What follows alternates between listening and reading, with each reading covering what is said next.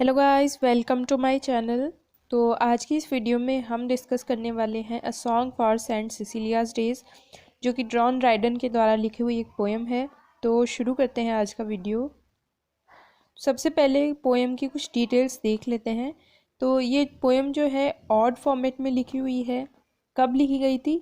तो ये 1687 में लिखी गई थी और पब्लिश हुई थी जॉन ड्राइडन के मरने के 3 साल पहले 1697 में। इसमें अगर डिवीजन की बात करें स्टेंजा के, तो 7 स्टेंजाज हैं जो कि सिंगल वॉइस में है और एक पार्ट जो लास्ट वाला है वो कोरस में है। लेंथ अगर देखी जाए तो अलग अलग लेंथ की स्टेंजाज हैं और मोस्टली लाइन की भी लेंथ जो है वो वेरी करती है। तो इसमें इयम्बिक पेंटामीटर का यूज़ हुआ है। सेंट सिसिलियाज डेज जो है वो सेलिब्रेट किया जाता है। सेंट सिसिलिया जो कि एक क्रिश्चियन लेडी थी जिन्होंने रोम में अपनी लाइफ को सेक्रीफाइस किया था 230 AD में, और उसको बाद में इनको अडोर किया गया एज अ सेंट और पैट्रन ऑफ म्यूज़िक।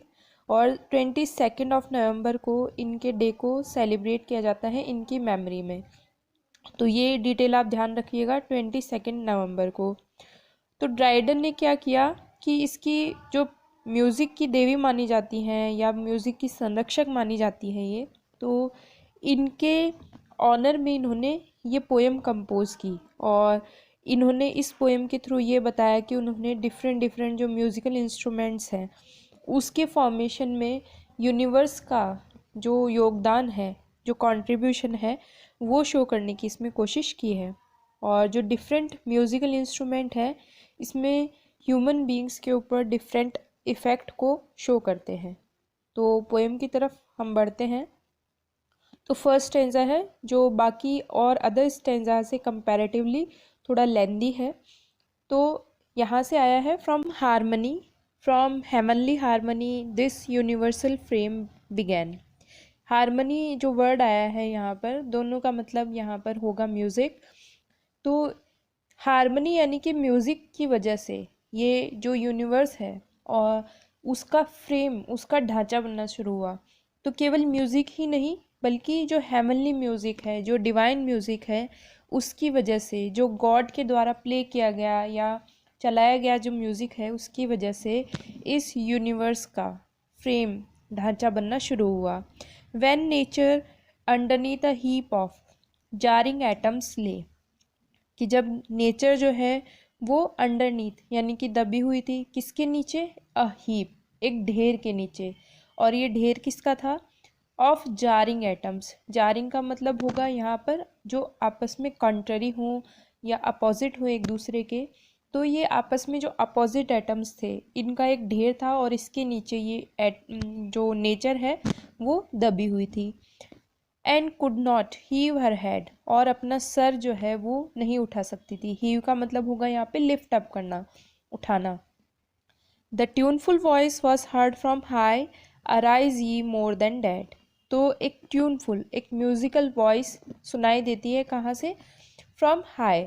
तो हाई का मतलब यहाँ पे होगा हेवन से एक आवाज़ आती है, एक म्यूजिकल नोट सुनाई देता है। और इस म्यूजिकल नोट में कहा जाता है क्या?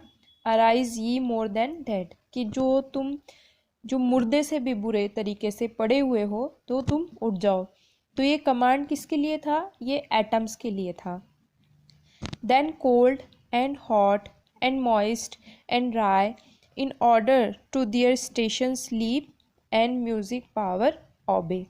तो जितने भी तरह के ये एटम्स थे, जो चाहे कोल्ड हो, चाहे हॉट हो, मॉइस्ट हो या ड्राई हो, तो अपने अपने जगह से लीप, लीप यानी कि उठ खड़े हुए या उछल पड़े, और ताकि वो क्या कर सके, जो हेवनली म्यूज़िक या हेवनली नोट जो सुनाई देता था उसको ऑबे कर सके। आगे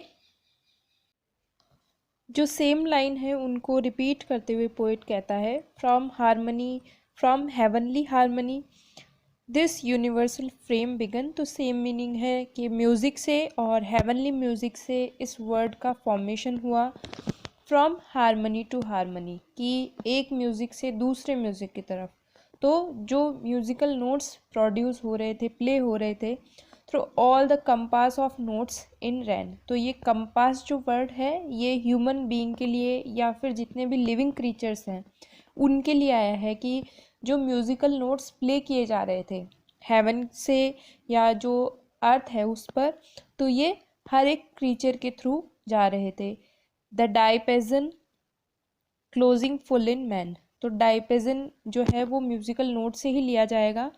क्लोजिंग फुल इन मैन, तो अंत में जो म्यूज़िक बजाया गया उससे किसका क्रिएशन हुआ? ह्यूमन बीइंग का क्रिएशन हुआ।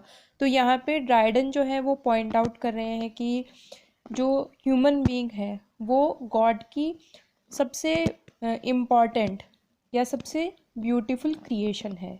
तो यहाँ पर अलिट्रेशन का यूज़ फ्रिक्वेंटली हुआ है, साथ ही साथ यहाँ पे एसोनेंस का यूज़ करने की भी पोइट ने कोशिश की है। नेक्स्ट स्टैंजा है what passions can not music raise and quell.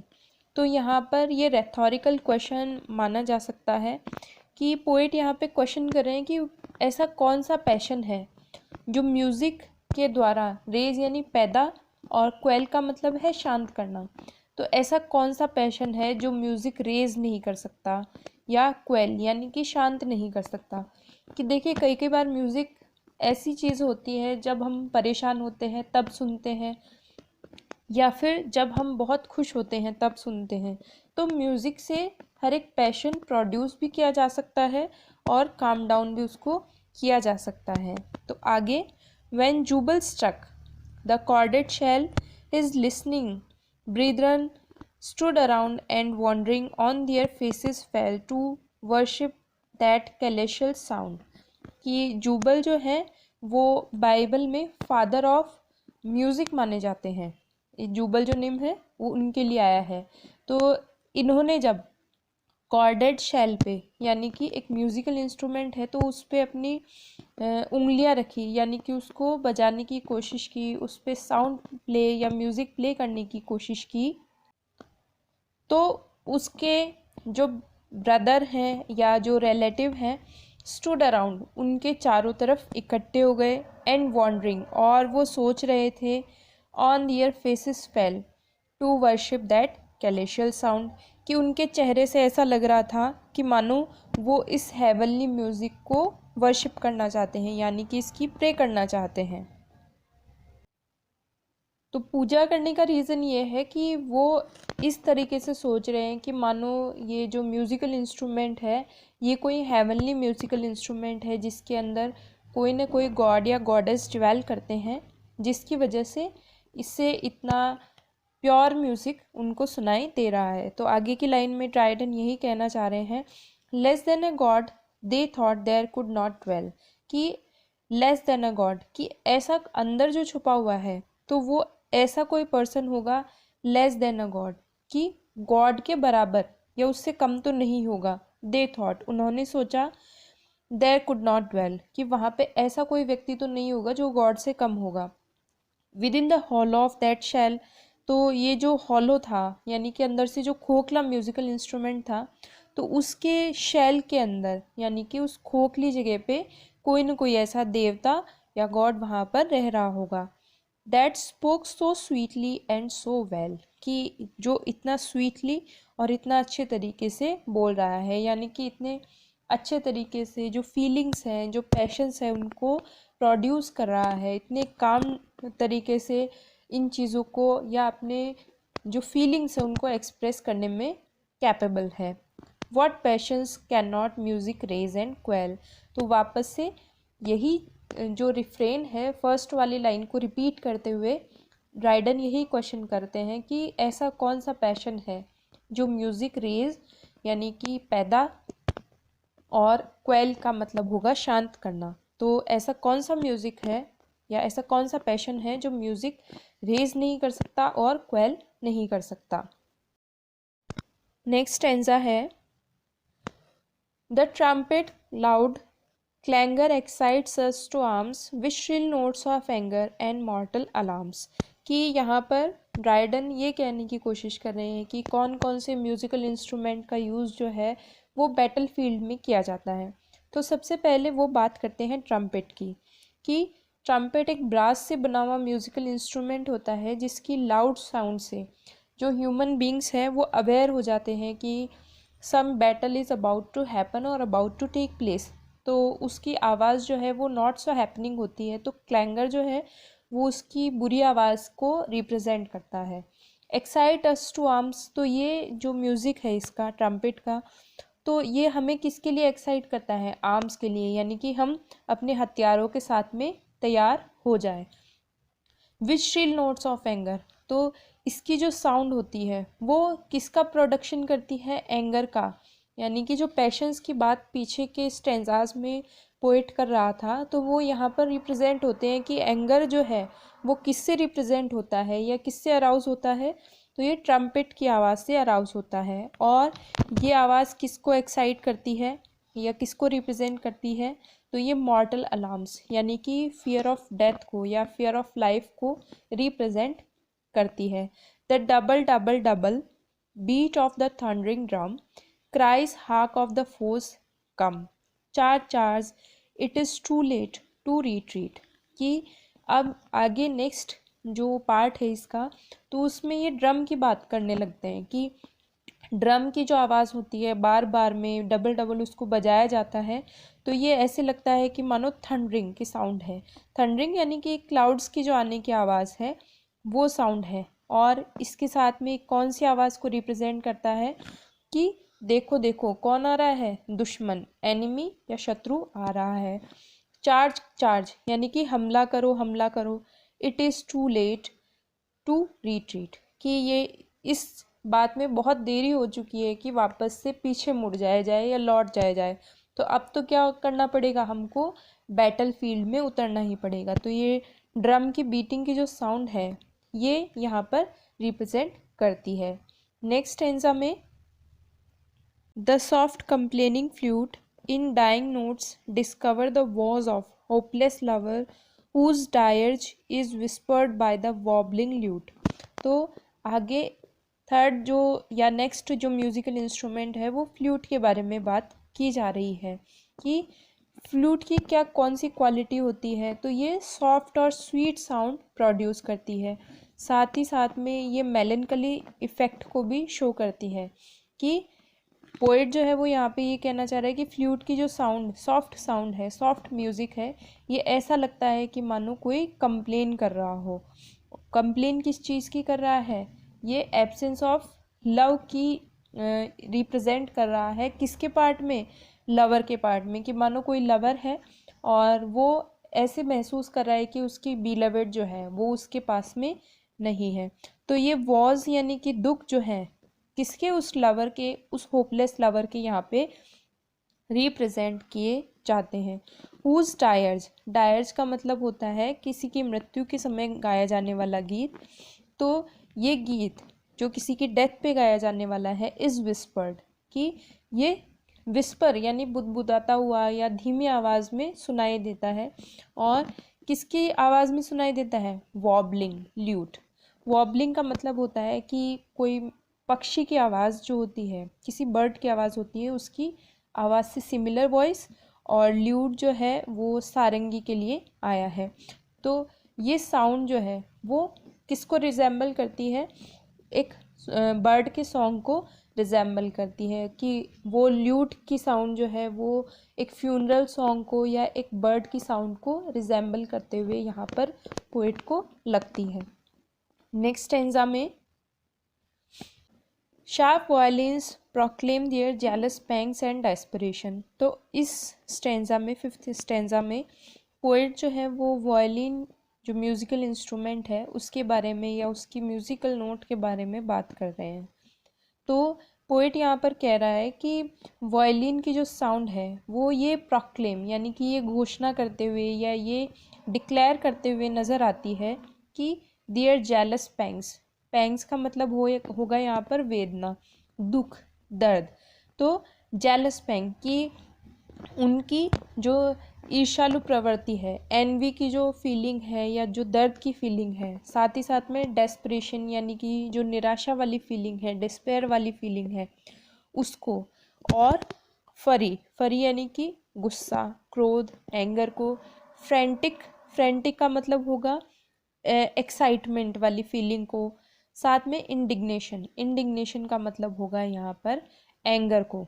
तो ये सारी फीलिंग्स किस में आएंगी, जब वायलिन की साउंड आएगी तब वहाँ पर ये जो जितनी भी फीलिंग्स हैं उनको एक्साइट करेंगी। डेप्थ ऑफ पेन्स यानी कि एक्सट्रीम ग्रीफ जो है उसको भी रिप्रेजेंट करती है ये म्यूज़िकल इंस्ट्रूमेंट वायलिन जो है।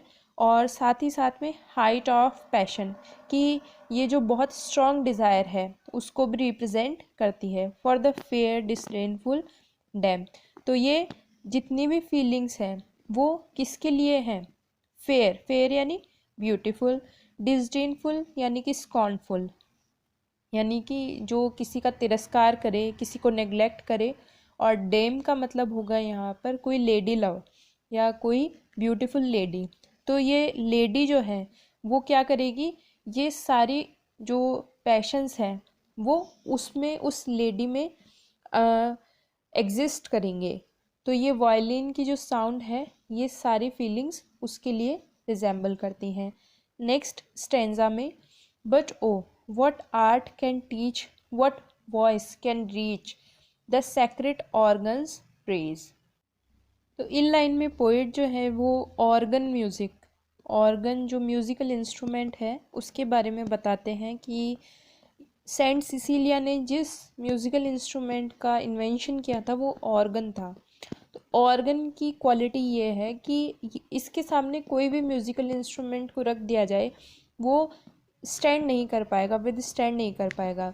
तो इसी सरप्राइज़ को यहाँ पे दिखाते हुए कह रहे हैं, what art can teach, what human voice can reach the sacred organs praise, कि कौन सी आर्ट ऐसी है जो टीच कर सकती है यानी सिखा सकती है, और कौन सी ऐसी ह्यूमन वॉइस है जो रीच यानी कि पहुंच सकती है किसकी तरफ, द सेक्रेट ऑर्गन्स प्रेज, कि उस पवित्र ऑर्गन जो वाद्य यंत्र है उसकी प्रेज के सामने कौन सी चीज़ टिक सकती है, विद स्टैंड कर सकती है। मतलब कोई भी ऐसा म्यूज़िकल इंस्ट्रूमेंट, कोई भी ऐसी आर्ट या कोई भी ऐसी ह्यूमन वॉइस नहीं है जो इसके सामने विद स्टैंड कर सके।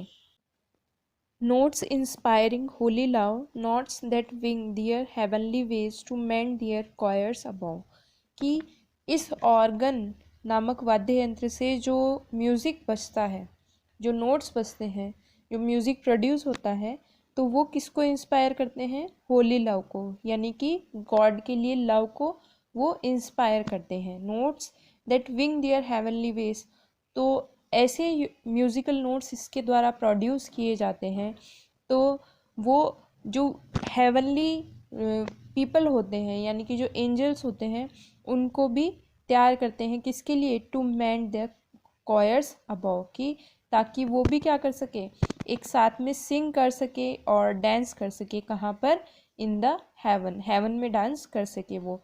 तो गॉड जो ऑर्गन वाद्य यंत्र है वो इंस्पिरेशन है किसके लिए, गॉड के लव के लिए, और इसकी जो सॉफ्ट साउंड है वो एंजल्स को भी क्या करती है, इंस्पायर करती है गॉड के लिए सिंग करने के लिए, गॉड की प्रेज करने के लिए और गॉड के अराउंड डांस करने के लिए।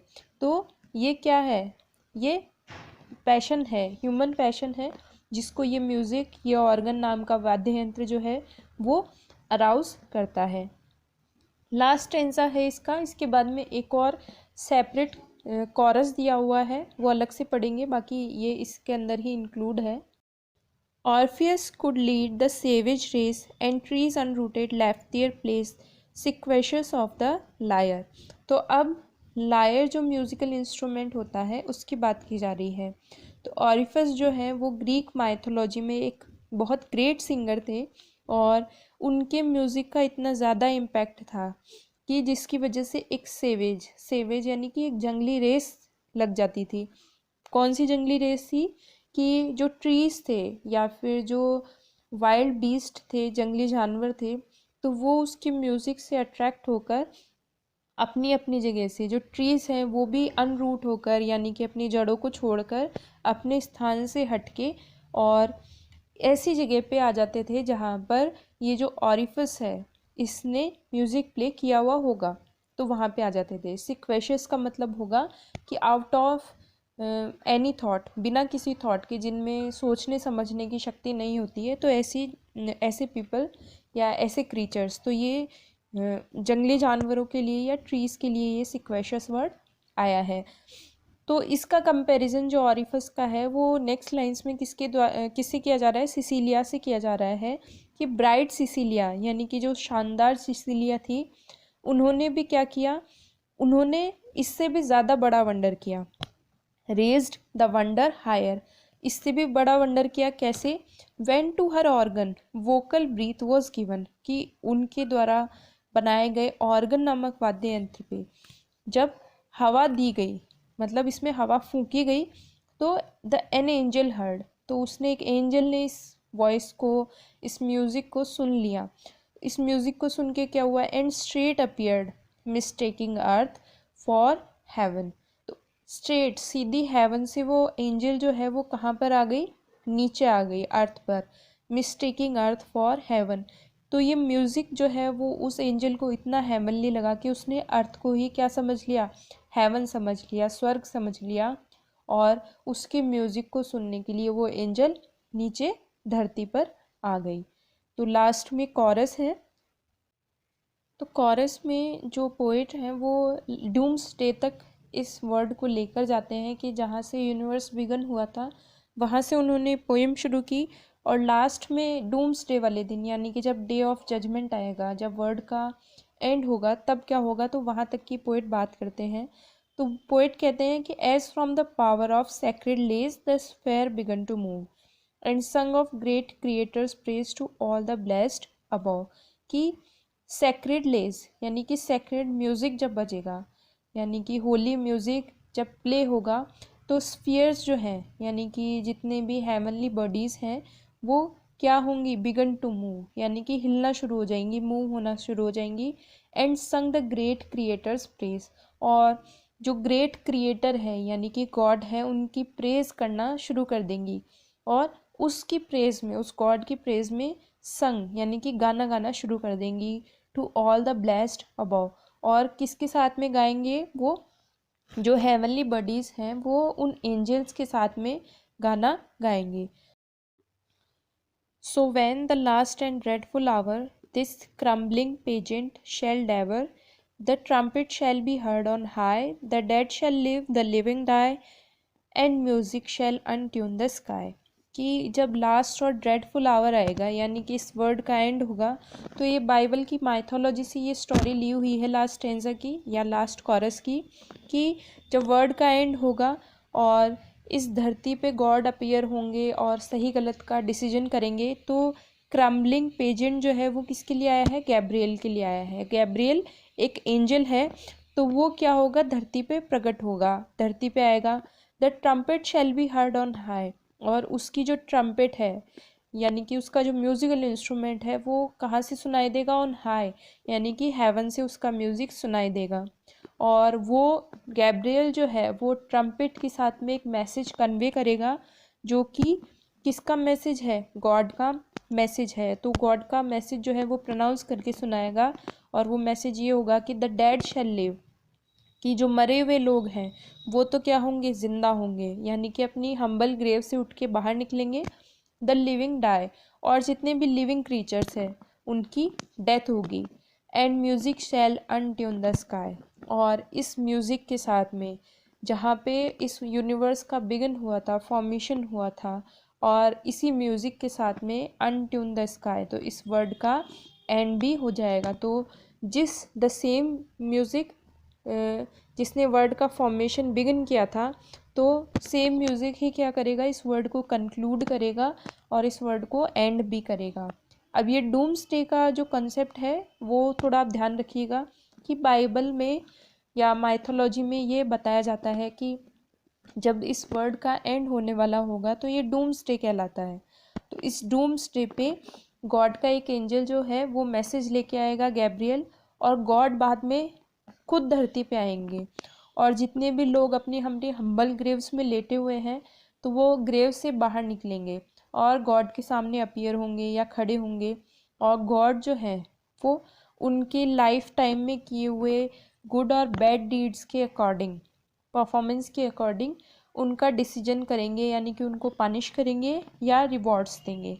तो ये इस डूम्सडे का कंसेप्ट है, इसको भी आप थोड़ा ध्यान रखिएगा।